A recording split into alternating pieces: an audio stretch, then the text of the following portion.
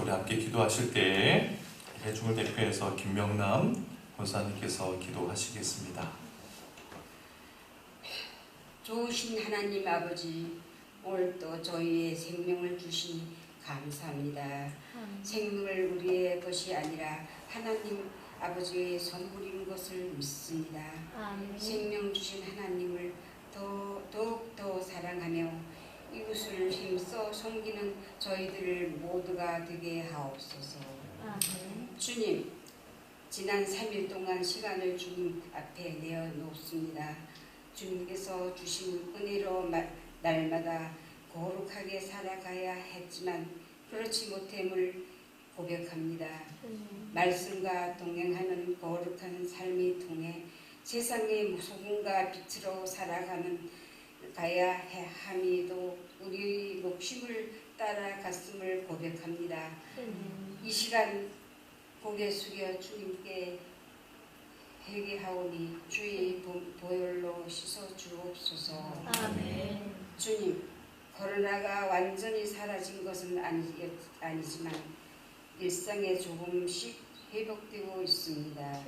이제는 함께 주의 일을 향하여 하시고 평범한 일상의 소중함을 깨닫고 모이기를 힘쓰고 주의 주어진 상황 속에서 하나님의 은혜를 감사하여 찬양하게 살을 살게 하옵소서. 이제 말씀을 듣는 이 시간입니다. 주님이 말씀을 절망하며 갈망하며 나와싸우니 말씀을 선포하시는 목사님께 성령의 능력을 더하고 말씀이 선포를 할 때 듣는 이들이 소생하는 역사가 있기를 원합니다. 오늘도 살아계셔서 역사하시는 예수님 이름으로 기도드립니다. 아멘.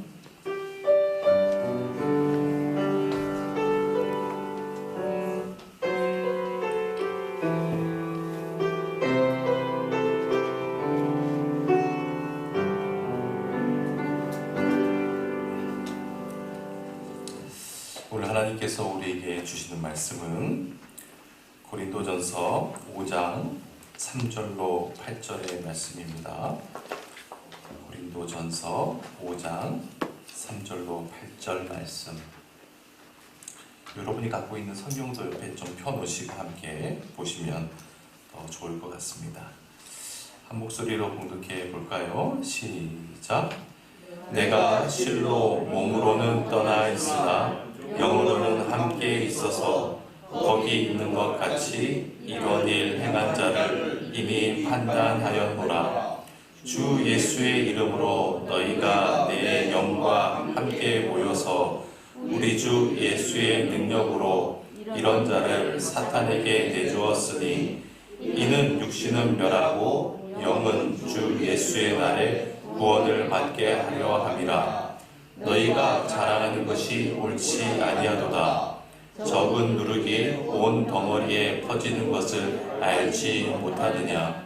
너희는 누룩 없는 자인데 새 덩어리가 되기 위하여 묵은 누룩을 내버리라. 우리의 유월절 양 곧 그리스도께서 희생되셨느니라. 이러므로 우리가 명절을 지키되 묵은 누룩으로 말고 악하고 악의에 찬 누룩으로도 말고 누룩이 없이 오직 순전함과 진실함의 떡으로 하자. 지난주부터 살펴보고 있는 고린도전서 5장 그리고 또한 6장은 고린도 교회의 도덕적인 무질서, 비도덕적인 행위들에 대한 바울의 권면의 말씀이라고 했습니다. 그 첫 시작이라고 할 수 있는 1절과 2절 말씀이 이렇게 기록되어 있죠. 1절과 2절 말씀도 봉독해 봅시다. 너희 중에 심지어 음행이 있다 함을 들으니 그런 음행은 이방인 중에서도 없는 것이라. 누가 그 아버지의 아내를 취하였다 하는도다. 그리하고도 너희가 오히려 교만하여져서 어찌하여 통하니 여기지 아니하고 그 일한 행한 자를 너희 중에서 쫓아내지 아니하였느냐. 자, 바울은 고린도 교회의 타락과 방종을 지적하면서 제일 먼저 고린도 교회 교인이 행한 음행에 대해서 지적하고 있습니다. 문제는 이 음행이 심지어 자기 아버지의 아내는 여기서 누구라고 했습니까? 계모라고 했죠. 계모와 저지른 음행, 이방인도 행하지 않는 음행, 아주 몹쓸 파렴치한 그런 죄라고 규정을 한 것이죠. 문제는 그 사람의 음행 자체도 문제지만 더 큰 문제는 고린도 교회 안에 그 음행을 저지른 사람에 대해서 지적하는 교인이 없었다는 것입니다. 즉, 그 음행의 문제에 대해서 교회가 대수롭지 않게 생각하고 있었다는 것, 그것이 더 큰 문제였죠. 그래서 그 이유에 대해서 바울은 고린도 교회 교인들이 교만해졌기 때문이라고 진단을 했습니다. 교만이라는 것은 자기를 높이는 것이라고 했잖아요. 하나님 말씀보다 자신들이 더 절대적이다 보니까 하나님보다 자신들이 더 높이, 더 우위에 있는 것입니다.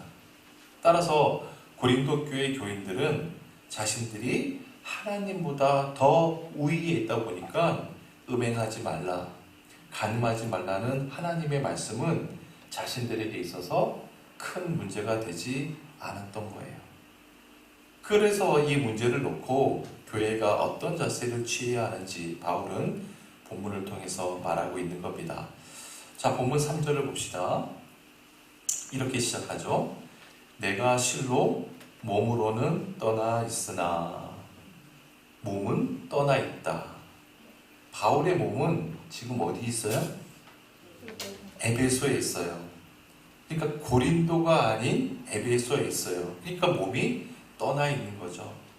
저기 멀리 떠나 있는 겁니다. 그리고 계속해서 영으로는 함께 있어서 거기 있는 것 같이 이런 일 행하는 자를 이미 판단하였노라. 자, 여러분 성경책에 한번 표시를 한번 해보세요. 여기 보면 영으로는 에서 영이 있습니다. 영에다가 공표를 해보세요. 영. 그리고 4절에 보면 주 예수의 이름으로 너희가 내 영과 함께, 거기도 영에다가 공표를 해봅시다. 그리고 3절의 영과 4절의 영을 연결해 보시고 그 옆에다가 마음이라고 한번 적어보세요. 마음. 그리고 5절에 보면 이런 자를 사탄에게 내주었으니 이는 육신은 멸하고 영에다가 또 공표하시고 거기다가는 영혼이라고 한번 적어보십시오. 자, 여기 보시면 3절, 4절, 5절에 영이라는 말이 3번이 나오는데 모두 헬라어로는 다 똑같이 푸뉴마라고 합니다. 다 같이 푸뉴마. 다 많이 들어보셨어? 푸뉴마. 이 말은 영혼이라는 뜻도 있고 또 마음이라는 뜻도 됩니다. 여러분, 예수님께서 십자가에 못 박히시기 전날 밤에 겟세마네 동산에 올라가셔서 기도하잖아요. 누구를 데리고 갑니까? 베드로, 야고보, 요한 이렇게 데려가셔서 같이 기도하잖아요. 그러면서 제자들에게 얘들아, 너희들 여기서 나를 위해서 좀 기도해다오 라고 하면서 중보기도 부탁을 합니다. 그리고 예수님께서는 기도하시다가 제자들에게 다시 오니까 베드로와 요한, 야고보가 어떻게 하고 있어요? 피곤해서 잠에 골아 떨어져 있는 겁니다. 그때 예수님께서 이렇게 말씀하셨어요. 마태복음 26장 40절 41절 시작. 제자들에게 오사 그 자는 것을 보시고 베드로에게 말씀하시되 너희가 나와 함께 1시간도 이렇게 깨어 있을 수 없더냐. 시험에 들지 않게 깨어 기도하라. 마음에는 원이로되 육신이 약하도다 치고, 여기 보면 마음에는 원이로되 육신이 약하다. 여기서 마음이 헬라어로 뭘까요? 푸뉴마입니다. 푸뉴마. 그래서 3절과 4절에 나오는 영을 마음으로 이해하시고 또 5절에 나오는 영은 영혼이라고 이해하시면 훨씬 이 본뜻을 파악하기가 쉽습니다. 자, 3절을 다시 볼게요. 내가 실로 몸으로는 떠나 있으나 영으로는 함께 있어서 거기 있는 것 같이 이런 일을 행한 자를 이미 판단하였노라. 판단하였다. 이 원문을 보면 이 구절이요, 과거 완료형으로 쓰여져 있습니다. 자, 보세요. 바울의 몸은 비록 멀리 에베소에 떨어져 있어요. 그런데 마음만은 어디에 있어요? 고린도에 있다는 겁니다.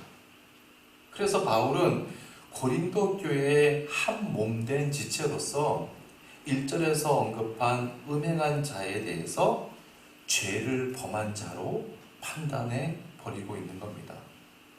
그러면서 누구 눈치도 보지 않고 체면 보지 않고 이것은 분명한 잘못이다, 분명한 죄다 라는 것을 선언하고 있는 겁니다.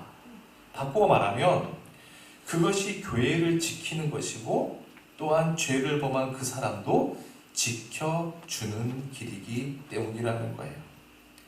그것이 진짜 사랑이라는 겁니다. 자, 4절을 봅시다. 주 예수의 이름으로 너희가 내 영과 함께 모여서, 자, 내 영과 함께 모여서 여기까지 보면 이것을 원어의 순서로 정확하게 번역하면 이런 말이 돼요. 제가 거기다 적어놨죠. 너희들이. 시작. 너희들이 주 예수의 이름으로 모일 때에 내 마음도 너희와 함께 있다.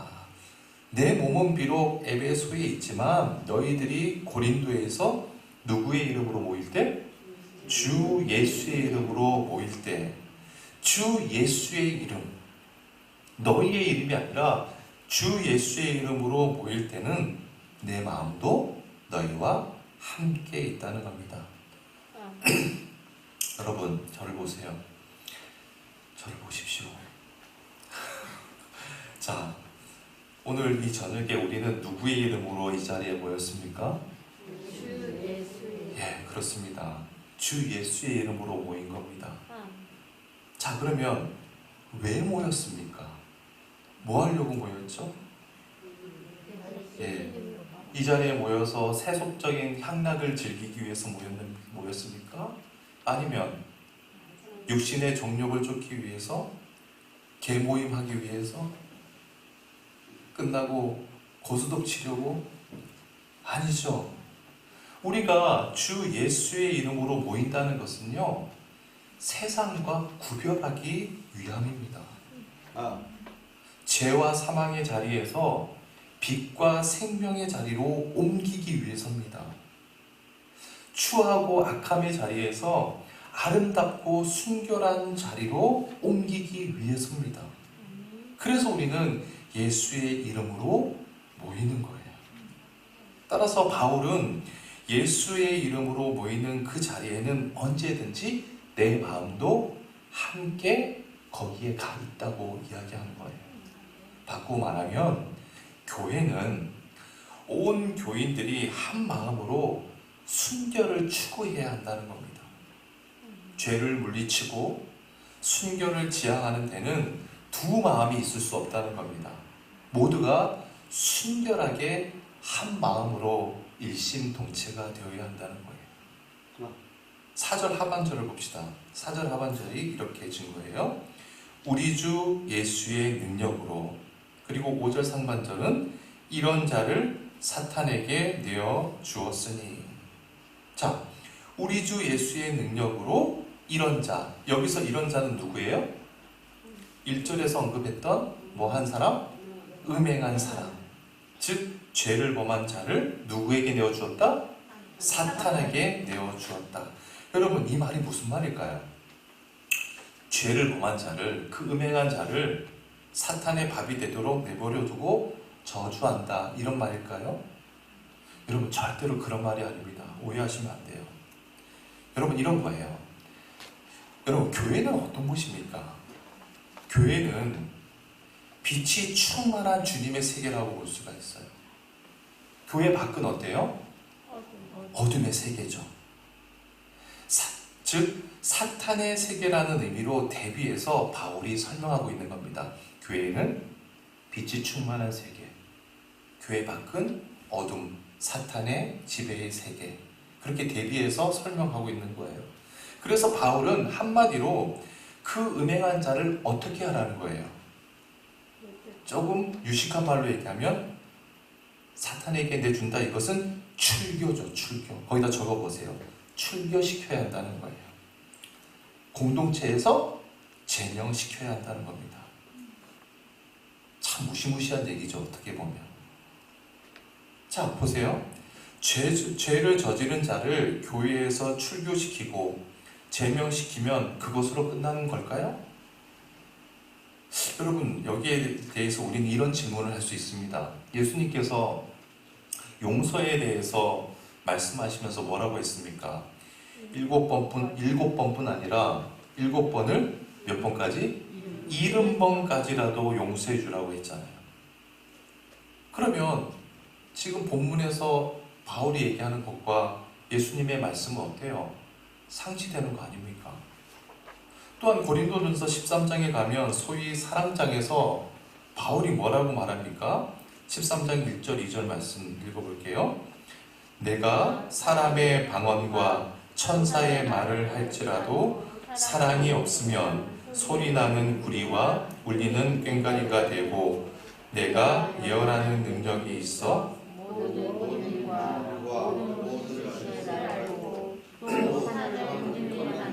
모든 믿음이 있을지라도 사랑이 없으면 내가 아무것도 아니요. 자, 보세요. 이건 다른 사람이 한 말이 아닙니다. 본문을 기록한 바울이 한 말이에요. 사랑이 없으면 아무것도 아니고 아무 유익도 아니고 울리는 꽹과리보다도 못하다고 지금 강조하고 있잖아요. 그런데 바울이 본문에서 뭐라고 해요? 5절에서 이런 자는 사탄에게 내어줘야 된다. 죄를 범한 자는 출교시켜야 된다. 제명시켜야 된다. 쫓겨내야 된다. 이것은 너무 이율배반적이죠. 모순적이죠. 자, 그런데 여러분, 여기서 중요한 사실은 바울이 출교를 이야기할 때 그냥 출교시켜버려라 이렇게 말하고 있나요? 자, 다시 봅시다. 4절 하반절에 우리 주 예수의 능력으로 이런 자를 사탄에게 내주었으니, 그냥 인간의 감정으로 내치는 것이 아니라 예수 그리스도의 능력으로, 예수 그리스도의 능력과 함께 출교시켜야 한다는 겁니다. 여러분, 가만히 한번 생각해 보세요. 뭐 지금도 그렇겠지만 2000년 전 초대교회 당시에 그리스도인들에게 있어서 출교를 당한다, 그 공동체 내에서 제명당한다, 얼마나 수치스러운 일이겠어요. 공개적으로 망신당하는 거 아니겠습니까? 근데 중요한 것은 여기 보면 그것을 예수 그리스도의 능력으로 수치를 준다는 거예요. 예수 그리스도의 능력으로 망신을 준다는 겁니다. 왜요? 그 이유에 대해서 5절 하반절이 이렇게 증언합니다. 이는 육신은 멸하고 영은 주 예수의 날에 구원을 받게 하려 함이라. 자, 공개적으로 수치와 망신을 주는 이유는 육신은 어떻게? 멸하게 하는 거예요. 그리고 영은 영혼이죠? 영혼은 주 예수의 날에 구원을 받게 하려 합니다.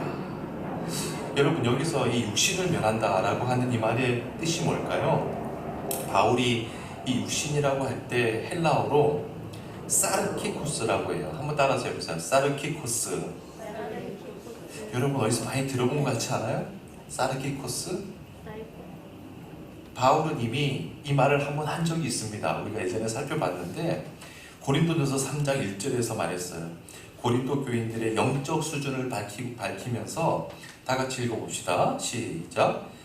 형제들아, 내가 신령한 자들을 대함같이 너희에게 말할 수 없어서 육신에 속한 자, 곧 그리스도 안에서 어린 아이를 대함과 같이 하노라. 바울이 볼 때 고린도 교회 교인들은 신령한 자들이 아닌 겁니다. 그들은 다 육신에 속한 자예요. 그게 바로 사르키고스예요. 고린도 교회 교인들은 구원의 기쁨을 다 알아요. 성령님의 인치심에 대한 감격도 맛보았어요. 그런데 여전히 육신에 속한 삶을 살고 있었던 겁니다. 그들은 신령한 단계로 나아갈 생각은 하지 않고 자기 감정, 자기 본능대로 육신의 삶을 살고 있는 거예요. 따라서 본문 5절에서 육신은 멸한다, 이 말은 어떤 건강을 해야하거나 질병을 둔다는 그런 의미가 아니라 육신만을 섬기는 그 삶을 패하게 하시고 그가 하나님 앞에서 신령한 영적 성숙자로 바르게 서게 해주시기 위함이다 라는 의미가 돼요.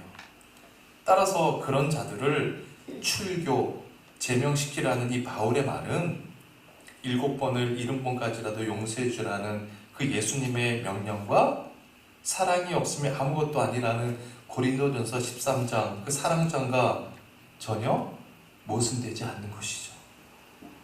다 맥락이 같이 하는 겁니다.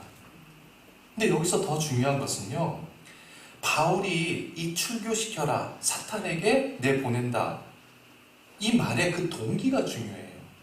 이 동기가 뭡니까? 증오인가요? 저주입니까? 그렇지 않아요. 사랑이 있었습니다. 그 밑바탕은 사랑이었습니다. 사랑에 근거하고 있었기 때문에 결국 출교를 통해서 영적으로 건강한 그리스도인으로, 더욱더 순결한 그리스도인으로 바르게 세워지게 한다는데 그 의미가 있었다는 거예요. 자, 그러면 영적으로 바르게 세워준다라고 할 때 순결한 그리스도인이 되게 한다는 것은 구체적으로 무엇을 의미하는 것일까? 자, 그 해답이 6절로 8절까지 나옵니다. 이 6절부터 8절 말씀은 좀 더 심오하게 살펴볼 내용이에요. 그래서 다음 시간에 더 깊게 살펴보기로 하고, 오늘은 그 중에서 큰 중요한 단어들만 보겠습니다. 6절 말씀 봅시다. 6절 다 같이 다시 읽어볼까요? 시작. 너희가 자랑하는 것이 옳지 아니하도다. 적은 누룩이 온 덩어리에 퍼지는 것을 알지 못하느냐. 여러분, 누룩 다 뭔지 아시죠? 자, 그러면 누룩이라는 걸 한번 생각해 봅시다. 자, 이 밀가루가 이렇게 한 덩어리가 있어요. 한 덩어리가 있는데 누룩을 조금만 이 덩어리에 넣어도 그 누룩이 밀가루에 어떻게 돼요? 다 퍼지죠. 자, 그러면 여기서 말하는 누룩이 뭘까요? 그렇죠. 죄입니다. 죄. 여기서 누룩은 죄를 의미해요. 누룩은 죄를 말하는 겁니다.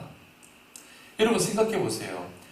아무리 작은 죄라 할지라도 내가 죄를 지으면 나는 또 다른 죄를 짓게 될 뿐만 아니라 죄를 짓는 한 사람이 앉아 있잖아요.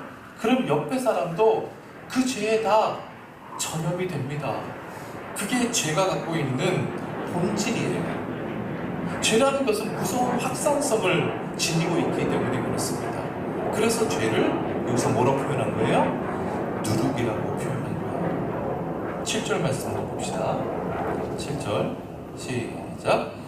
너희는 누룩 없는 자인데 새 덩어리가 되기 위하여 묵은 누룩을 내버리라. 우리의 유월절 양 곧 그리스도께서 희생되셨느니라.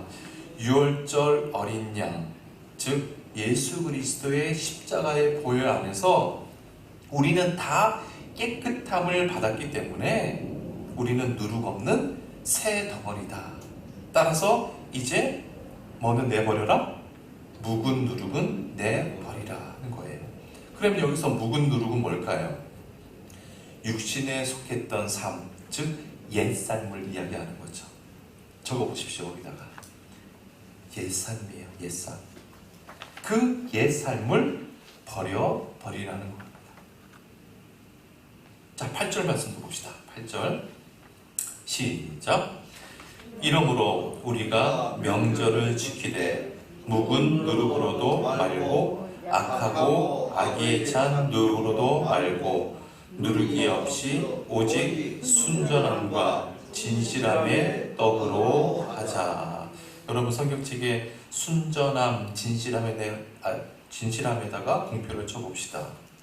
순전함, 진실함.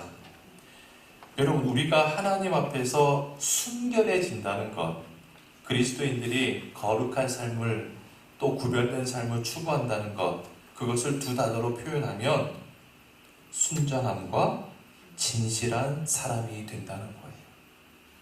자, 그러면 여기서 말하는 순전함이라는 게 뭘까? 우리가 이런 표현들을 많이 하죠. 우리 모두 순전한 삶을 살아가십시다.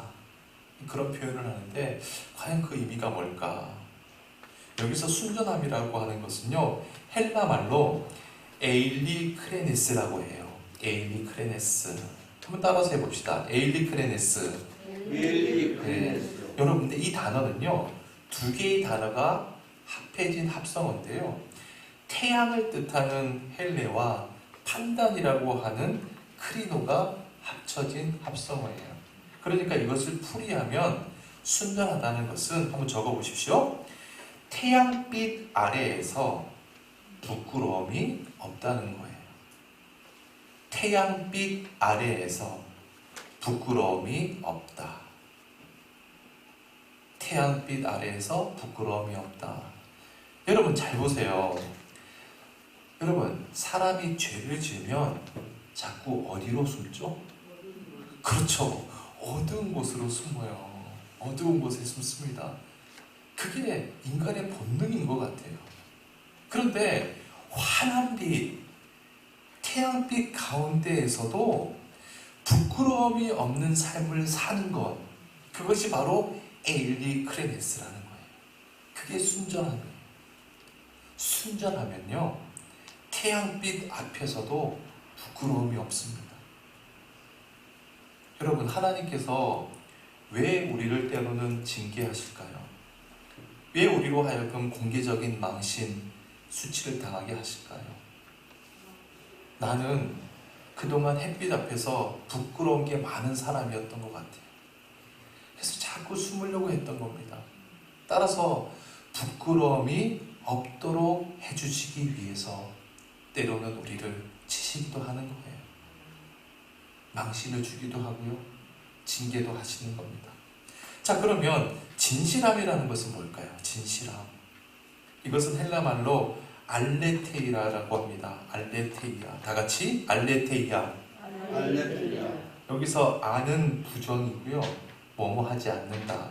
이게 부정 접두어고, 그 다음에 레스라고 하는 단어는 감춘다는 말인데, 번역하면 이러는 거예요. 이거예요. 감추지 않는다. 적어보십시오. 감추지 않는다. 알레테이아가 뭐라고요? 감추지 않는다. 아까 순전하다는 것, 에일리 크레네스는 뭐라고 했습니까? 태양빛 아래에서 부끄러움이 없다. 자, 알레테이아는 감추지 않는다예요. 자, 보세요. 저 사람은 참 진실한 사람이야. 저 사람 참 진실해. 라고 말할 때 대체 뭐가 진실하다는 걸까요? 그것은 그 사람은 감추는 게 없는 사람이에요. 언제나 떳떳해요. 당당하다는 겁니다. 감출 게 없기 때문에. 그러니까 태양 앞에서 부끄러움이 없는 사람이 순전한 사람이고, 무엇이든 감추는 게 없는 사람, 그 사람이 진실한 사람이라는 겁니다. 바울은 이처럼 순전하고 진실한 사람으로 바르게 세워주는 것이 교회의 참된 역할임을 강조하고 있는 거예요. 자, 이제 결론을 한번 맺어봅시다. 교회는요, 제도나 건물이 아니라고 제가 누차 설명을 드렸죠.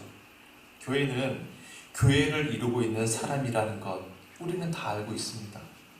따라서 교회가 참되고 진정한 교회가 되기 위해서는 교회를 이루고 있는 사람들은 반드시 사랑의 사람이 되지 않으면 안 된다는 사실을 우리가 알게 됩니다.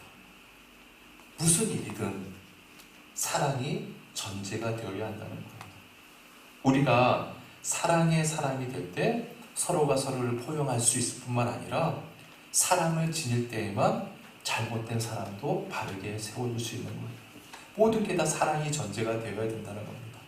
따라서 교회에서 출교하는 문제, 제명시키는 그 문제도 결국 사랑으로 바르게 세워주기 위함이라는 거예요. 따라서 내가 만약 사랑하지 않고 누구를 징계한다?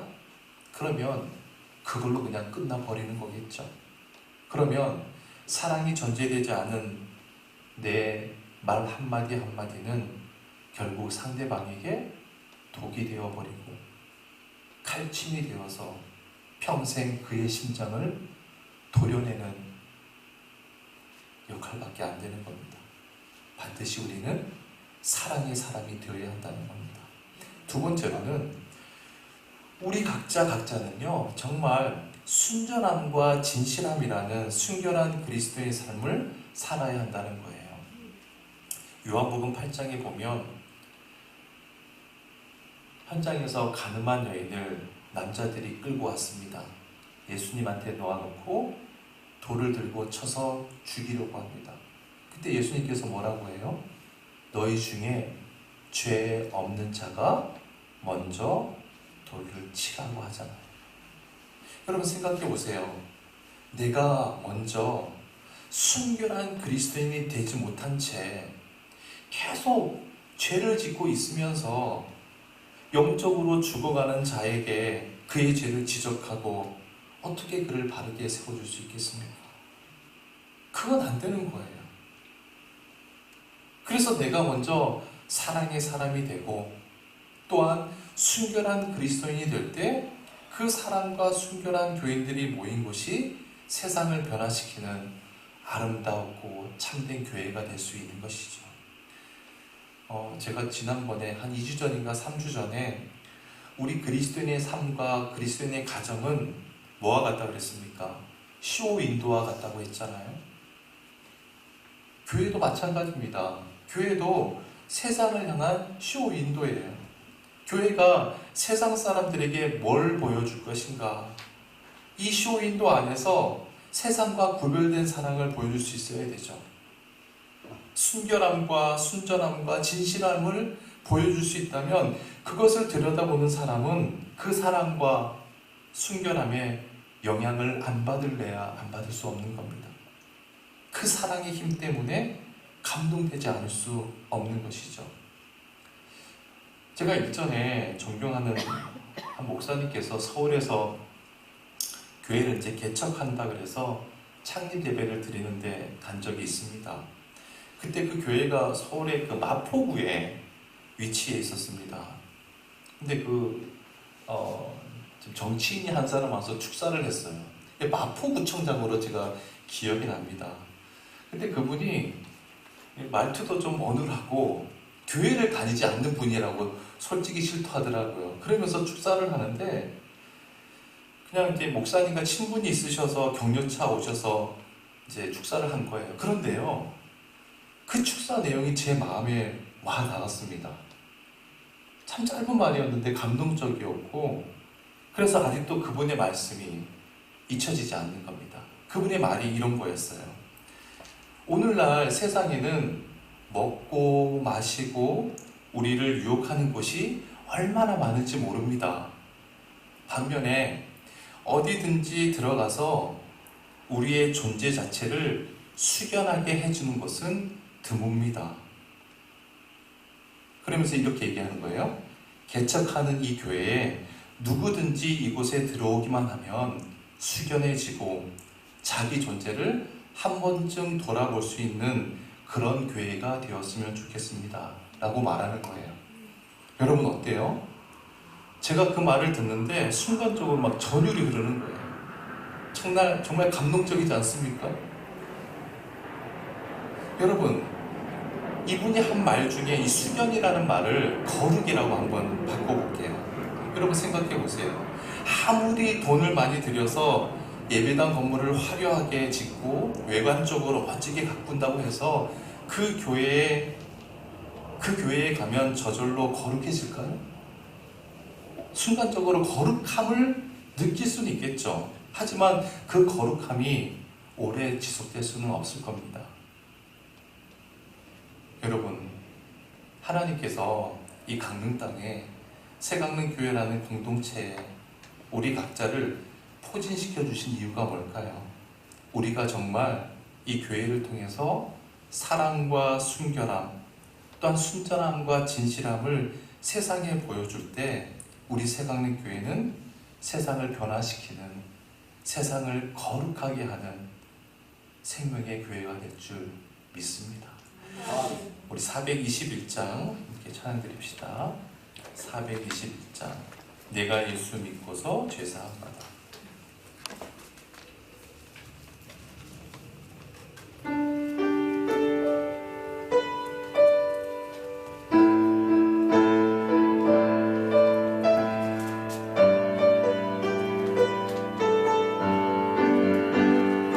내가 예수 믿고서 죄사함 받아 나의 모든 것 다 변했네. 지금 내가 가는 길 천국 길이요 주의 길로 내 죄가 씻겼네. 나의 모든 것 변하고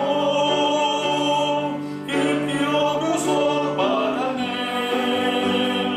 하나님은 나의 구원 되시오니 내게 정죄하옵겠네. 주님 맑은 빛 되사 어둠에 치니 나의 모든 것 다 변했네. 지금 내가 주 앞에 온전케 되면 주의 공로를 의지하일세. 나의 모든 것 변하고 그 피로 구속받았네. 하나님은 나의 구원 되시오니 내게 정죄함 없겠네. 내게 성령이 임하고 그 사랑 나의 맘에 가득 채우며 모든 공포 내게서 물리치시니 내 맘 항상 주 안에 있겠네. 나의 모든 것 변하고 그 피로 구속받았네. 하나님은 나의 구원 되시오니 내게 정죄함 없겠네. 하나님 아버지, 이 저녁 시간에 저희들을 예수 그리스도의 이름으로 불러 모아주시니 참으로 감사합니다. 새강릉교회는 건물도 아니고 제도도 아닌 것을 우리는 잘 알고 있습니다. 주님, 우리 각자 그리스도 안에서 사랑의 사람으로 우리 자신을 일구어가는 기쁨을 이 교회에서 누리게 도와주옵소서. 오직 성령님의 능력을 힘입어 우리 모두 순전함과 진실함을 겸비한 순결한 그리스도인들이 되게 도와주옵소서. 그래서 누구든지 이 교회로 인해서 거룩함, 숙연함을 느끼게 도와주시고 자신들의 존재를 다시 한번 성찰할 수 있도록 도와주시고 예수 그리스도의 보혈 속에서 그들의 존재가 새로워지는 생명의 역사가 우리 교회를 통해서 일어날 수 있도록 도와주옵소서. 모든 은혜 감사드리며 예수님의 이름으로 기도드립니다. 아멘. 하늘에 계신 우리 아버지여, 이름이 거룩히 여김을 받으시오며 나라의 마옵시며 뜻이 하늘에서 이룬 것 같이 땅에서도 이루어지이다. 오늘날 우리에게 일용할 양식을 주옵시고 우리가 우리에게 죄 지은 자를 사하여 준 것 같이 우리의 죄를 사하여 주옵시고 우리를 시험에 들게 하지 마옵시고 다만 악에서 구하옵소서. 이게 나라와 권세와 영광이 아버지께 영원히 있사옵나이다. 아멘.